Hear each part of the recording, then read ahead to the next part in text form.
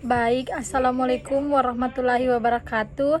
Perkenalkan, nama saya Sulasri dengan stambuk C1B3231139.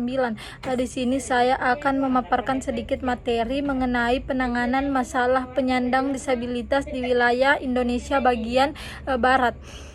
Penanganan masalah disabilitas di Indonesia bagian Barat memerlukan upaya bersama dari berbagai pihak untuk menciptakan masyarakat yang inklusif dan ramah disabilitas dengan fokus pada peningkatan aksesibilitas fisik, informasi, dan juga komunikasi melalui pembangunan infrastruktur yang ramah disabilitas, penyediaan alat bantu dan pengembangan teknologi asistif, edukasi dan kampanye untuk meningkatkan kesadaran masyarakat tentang hak-hak dan kebutuhan penyandang disabilitas melalui program-program edukasi di sekolah, tempat kerja, dan juga di komunitas.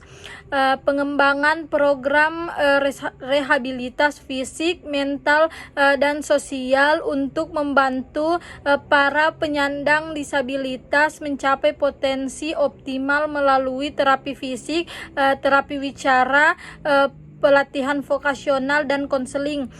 Juga peningkatan akses terhadap layanan kesehatan, pendidikan, dan pekerjaan melalui penyediaan layanan khusus, program inklusi, dan kebijakan afirmatif.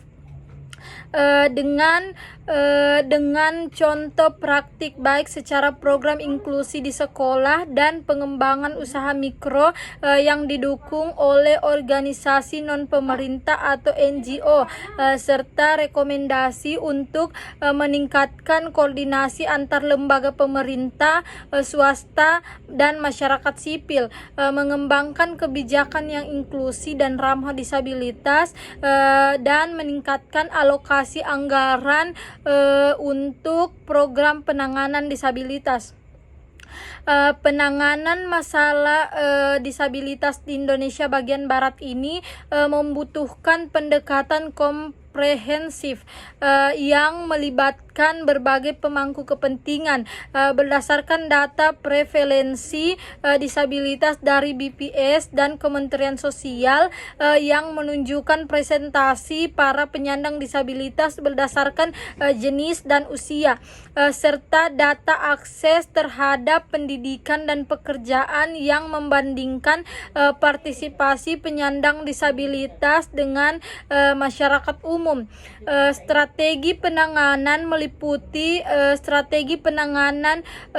meliputi peningkatan aksesibilitas fisik, informasi, dan juga komunikasi melalui pembangunan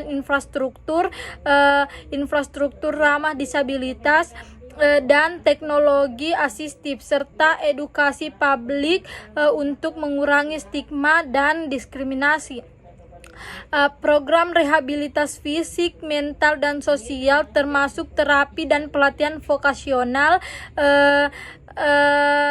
juga krusial didukung oleh peran pemerintah dan kebijakan dan anggaran. Lembaga swasta melalui program CCR dan LCM dalam advokasi dan pemberdayaan, juga peran keluarga serta komunitas. Studi kasus keberhasilan program inklusi dan tantangan akses layanan akan memperkuat presentasi seiring dengan rekomendasi kebijakan spesifik seperti revisi peraturan, peningkatan anggaran, dan kerangka kerja kolaboratif yang terukur, menggunakan indikator keberhasilan seperti